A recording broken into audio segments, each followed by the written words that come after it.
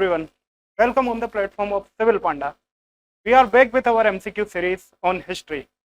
And as the countdown of your exam has begun, I hope कि आप सभी की प्रिपरेशन काफ़ी अच्छी चल रही होगी। तो चलिए शुरुआत करते हैं क्वेश्चंस की हिस्ट्री पे। दिनकर की इन लाइनों के संग कि ये प्रदीप जो दिख रहा है झिलमिल दूर नहीं है, थककर बैठ गए क्या राही मंजिल दूर नहीं है। चलिए शुरू करते हैं क्वेश्चन हम।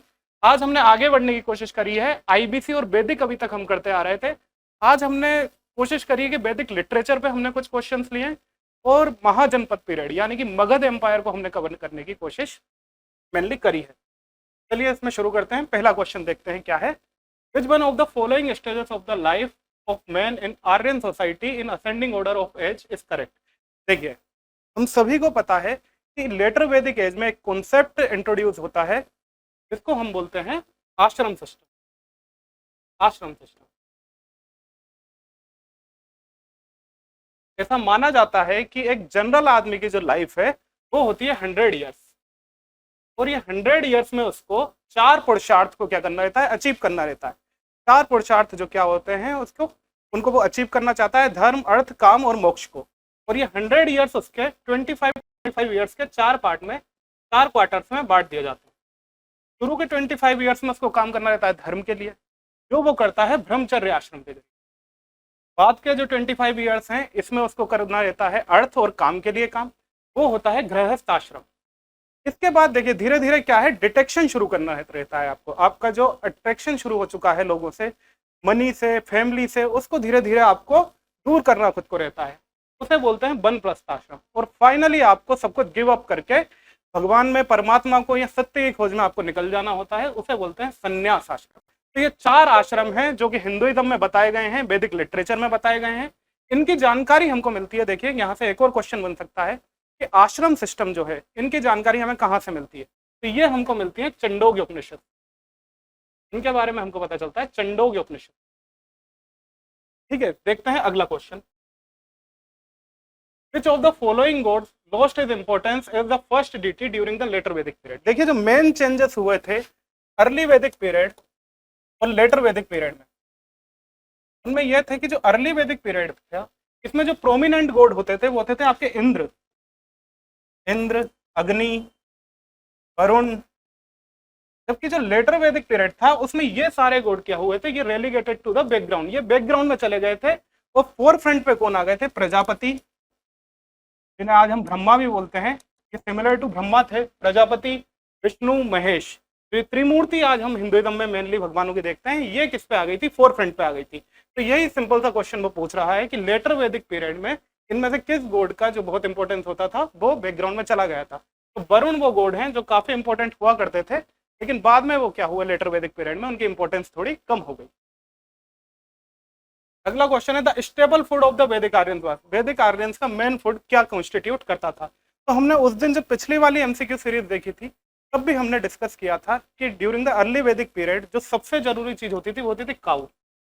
और नंबर ऑफ वर्ड्स हमको ऋग्वेदा में किससे रिलेटेड मिलते हैं, काउ से। हमको गविष्ठ वर्ड वहां पर देखने को मिलता है, हमको गोघना वहां पर देखने को मिलता है। बहुत सारे वर्ड्स किससे रिलेटेड होते थे, गाय से रिलेटेड होते थे। क्यों होते थे, क्योंकि काउ उनके लिए जो काउ के जो प्रोडक्ट्स होते थे वही एक्चुअली में उनके लिए स्टेपल डाइट कॉन्स्टिट्यूट करते थे आर्यंस की। तो सीधा सा इसका आंसर हो जाएगा milk and its products. Cow important इसीलिए थी क्योंकि वो एज एन इकोनॉमिक एसेट तो काम करती ही थी, साथ में वो आर्यंस को क्या प्रोवाइड करा रही थी, फूड प्रोवाइड करा रही। फूड क्या होता था, मेनली मिल्क। ऋग्वेद में हमको कई सारी, आपको एक इंटरेस्टिंग फैक्ट ये मिलेगा कि ऋग्वेद में हमको कई सारी रेसिपीज मिलती हैं मिल्क से और उसके प्रोडक्ट से बनने वाली। ठीक है, तो देखते हैं अगला question. Which of the following rivers does not find frequent mention in the Rigvedic hymns. इनमें से किस रिवर के बारे में ऋग्वेदिक हिम्स में हमको नहीं मिलता है। देखिए ऋग्वेदा लिखी गई अर्ली वैदिक पीरियड में। अर्ली वैदिक पीरियड में आर्यंस कहाँ सेटल्ड थे, सप्त सिंधु में, सप्त सिंधु वाले पीरियड, सप्त सिंधु वाले रीजन में, सॉरी पंजाब वाले रीजन। ठीक है, ये सभी रिवर्स अगर आप देखेंगे, चाहे वो गंगेज हो चाहे सिंधु हो, और यहाँ माइथोलॉजिकल कौन सी हो, Saraswati, mythical river Saraswati. Mythical इसलिए बोल रहे हैं क्योंकि अभी ये क्या कर चुकी है, एक्सटिंक्ट हो चुकी है। अभी प्रेजेंट में ये रिवर हमको नहीं दिखती है, तो ये क्या है, मिथिकल रिवर है जो अभी क्या है, एक्सटिंक्ट हो चुकी है। इन तीनों रिवर का अगर आप कोर्स देखेंगे ये कहीं ना कहीं किसके नजदीक है, हिमालयास के नजदीक। जबकि ब्रह्मपुत्र जो रिवर है ये आपको मिलती है ईस्टर्न साइड में। ठीक है, आसाम वगैरह वाली साइड में या बंगाल वाली साइड में। तो हमने पिछली बार भी ये डिस्कस किया था कि after the discovery of iron, जब आयरन की डिस्कवरी हो जाती है उसके बाद लेटर वैदिक पीरियड में आर्यंस कहाँ मूव करते हैं, ईस्ट वर्ड्स और साउथ वर्ड। ठीक है, तो सीधी सी बात है कि अर्ली वैदिक पीरियड में तो जब वो ईस्ट वर्ड्स वो मूव ही नहीं किए तो उन्हें ब्रह्मपुत्र के बारे में पता नहीं होगा। तो सीधा सा इसका आंसर हो जाएगा ब्रह्मपुत्र। इसमें लॉजिक लगा के भी ये वाला आंसर दिया जा सकता था।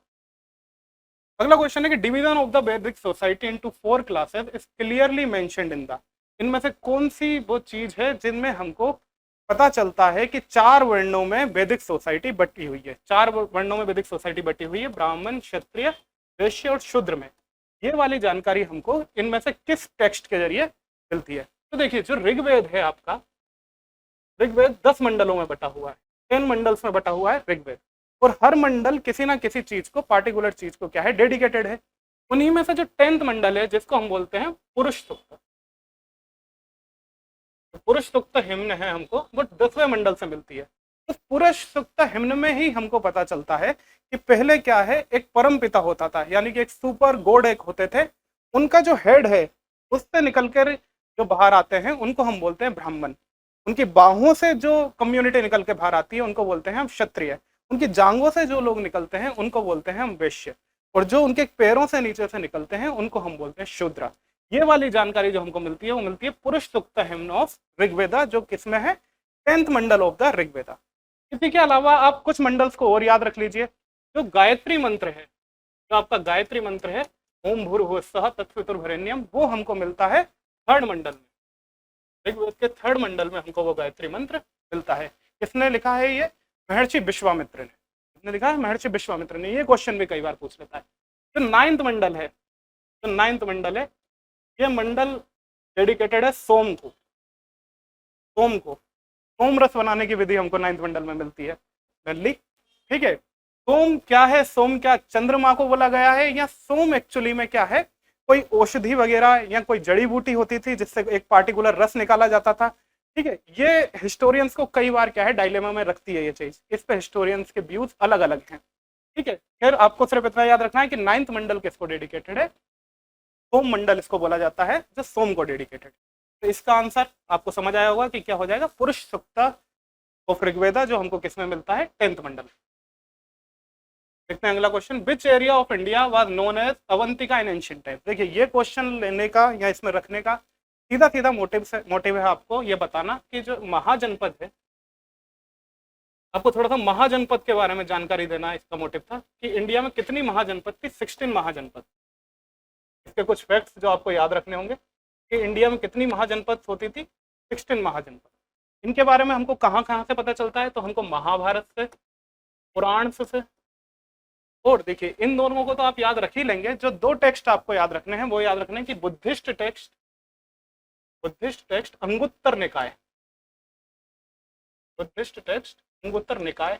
तो बुद्धिस्ट टेक्स्ट होते थे वो एक्चुअली में निकाय में बटे रहते थे। जैसे कांड में हमारे यहाँ पे कई सारे टेक्स्ट बटे रहते हैं, ऐसे वो निकाय में बटे रहते थे। उन्हीं में एक निकाय अंगुत्तर निकाय, वहां से हमको इनकी जानकारी मिलती है।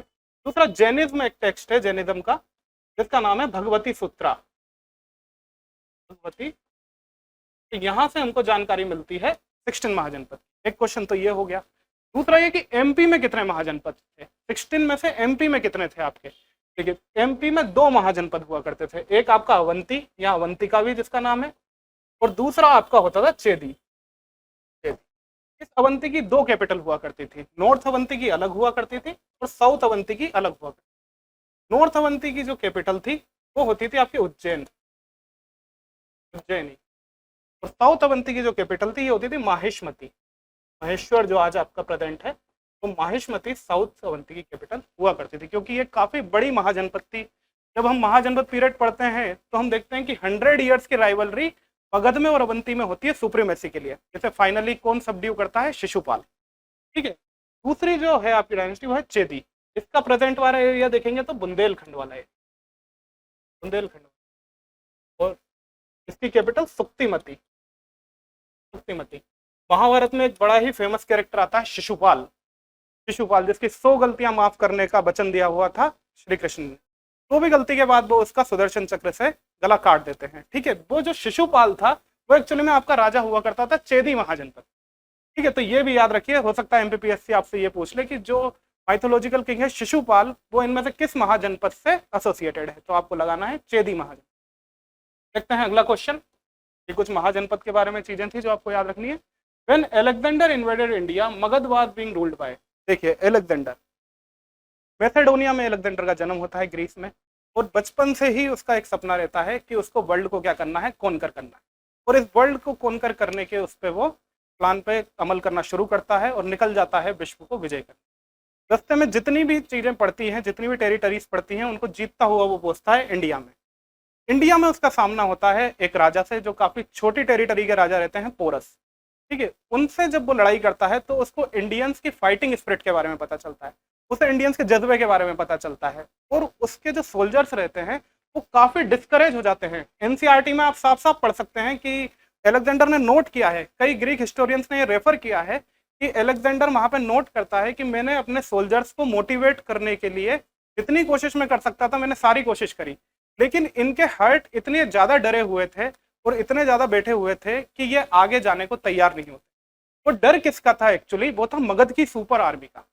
उनकी जो सोल्जर्स थे उनको ये लग रहा था कि जब एक छोटा सा किंगडम, एक छोटी सी टेरिटरी, एक छोटा सा राजा पोरस हमको इतनी कड़ी टक्कर दे सकता है, तो जो इंडिया का मास्टर है, इंडिया की सबसे पावरफुल जो आर्मी है जो मगध में बैठी हुई है, वो तो हमको छोड़ेगी नहीं, यहाँ पे हमको भगा भगा के वो तो मारने वाले हैं। इसीलिए वो सोल्जर्स क्या हो गए थे, डिस्करेज हो गए थे। और भी कई कारण थे, वो आर्मी काफी दिनों से ट्रेवल कर रही थी, उसके सोल्जर होम सिक हो चुके थे।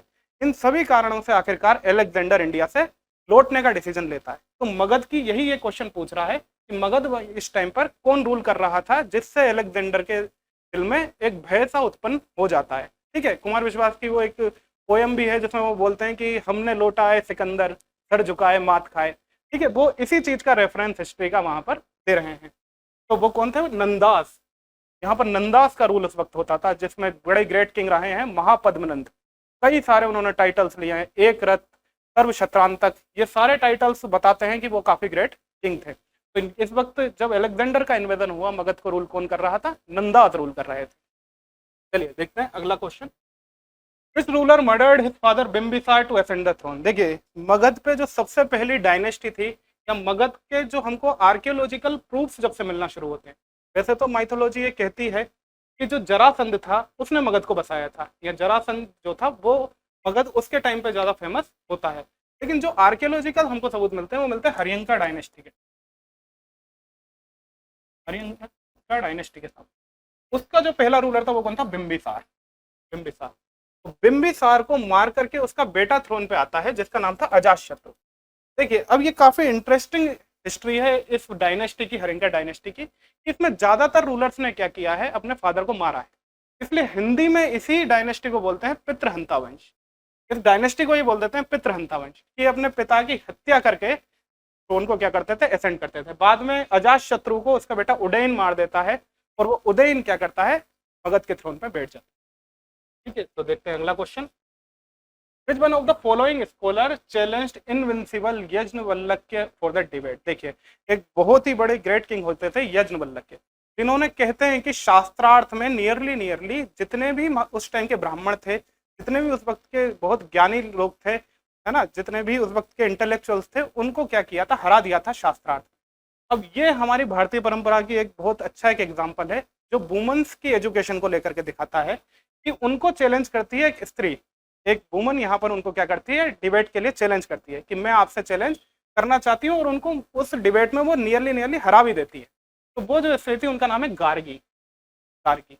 और जो ये डायलॉग हमको देखने को मिलता है यज्ञवल्क्य और गार्गी का, ये हमको देखने को मिलता है बृहदारण्यक उपनिषद। ये भी आप याद रखना, कई बार ये पूछ लेता है कि गार्गी और याज्ञवल्क्य डायलॉग हमको किस उपनिषद में देखने को मिलता है, तो ये हमको देखने को मिलता है बृहदारण्यक उपनिषद, जो कि सबसे बड़ा उपनिषद भी है। सबसे बड़ा उपनिषद भी कौन सा है, बृहदारण्यक उपनिषद। उपनिषदों का टोटल नंबर 108, 108 नंबर के टोटल उपनिषद। देखते हैं अगला question. Alexander and the army of Porus camped on the opposite bank of which river? अभी मैंने आपको बताया कि अलेक्जेंडर को जो पहला चैलेंज मिला था वो मिला था राजा पोरस से। ठीक है, जिनका टेरिटरी अगर हम देखें तो आज के पंजाब के आसपास उनकी टेरिटरी हुआ करती थी। जो कन्फ्रंटेशन होता है दोनों आर्मीज का, अलेक्जेंडर की आर्मी का और पोरस की आर्मी का, वो होता है बितस्ता नदी के पास। वितस्ता, इसीलिए इसको एक और बात बोलते हैं बैटल ऑफ वितस्ता, है ना। वितस्ता नाम को क्योंकि सही से प्रोनाउंस नहीं कर पा रहे थे ग्रीक जो लोग थे, इसलिए इसी का उन्होंने एक थोड़ा सा डिस्टोर्टेड वर्जन यूज किया और इसको बोला हाइडस्पास, हाइडस्पास, बैटल ऑफ हाइडस्पास। तो इसको बैटल ऑफ वितस्ता भी बोलते हैं, बैटल ऑफ हाइडस्पास भी बोलते हैं। ये हुआ था 326 बीसी, 326 बीसी। देखिए अब वितस्ता का ही मॉडर्न नाम क्या है, झेलम। वितस्ता का ही मॉडर्न नाम क्या है, झेलम। तो इसको बैटल ऑफ झेलम भी बोल देते हैं, ठीक है। तो यही पूछा है, Alexander at the army of Porus camped on the opposite bank of which river, कौन सी रिवर थी, झेलम रिवर, ठीक है। देखते हैं अगला, आजीविका वर्ग। आजीविका सेक्ट के लोग कौन थे, देखिए आजीविका सेक्ट एक आदमी ने शुरू किया था जिसका नाम है मुखाली कोशाला, ठीक है। आजीविका सेक्ट वो सेक्ट है जो कर्मा की थ्योरी के अगेंस्ट में अपनी थ्योरी देता है, या कर्मा की थ्योरी में बिल्कुल बिलीव नहीं करता, और किस में बिलीव करता है, भाग्य वाली थ्योरी में, कि इंसान के भाग्य में अगर कोई चीज है तो अल्टीमेटली उसको वो मिल ही जाएगी। अगर उसके भाग्य में वो चीज है तो वो चीज ही उससे क्या करवा लेगी, कर्म भी करवा लेगी, ठीक है। ये वाली कौन थ्योरी देते हैं, आजीविका जो होते हैं, ठीक है। ये किसके कंटेम्प्रेरी थे, ये कंटेम्प्रेरी थे बुद्धा के। तो आजीवक थे, ये भी किसके कंटेम्प्रेरी थे, ये भी बुद्धा के कंटेम्प्रेरी, ठीक है। और इन्होंने थ्योरी दी थी किसकी, डेस्टिनी वाली थ्योरी, कि अगर डेस्टिनी में आपके कोई चीज है तो वो आपको मिल जाएगी। याद इसमें यह रखना है कि इनको पेट्रोनाइज किया था बिंदुसार ने, जो अशोक के पिता होते थे बिंदुसार, उन्होंने पेट्रोनाइज किया था आजीविका सेक्टर, ठीक है। देखते हैं अगला question, name of republic which was a confederacy of tribes in the 6th century BC. देखिए जो कौन सी 261 बीसी में एक बहुत ग्रेट वॉर होता है इंडिया में, जिसको बोलते हैं, अगर इंडियन हिस्ट्री के बहुत इंपॉर्टेंट बैटल्स निकाले जाएं तो उनमें से एक बैटल ऑफ कलिंग, कलिंग का युद्ध।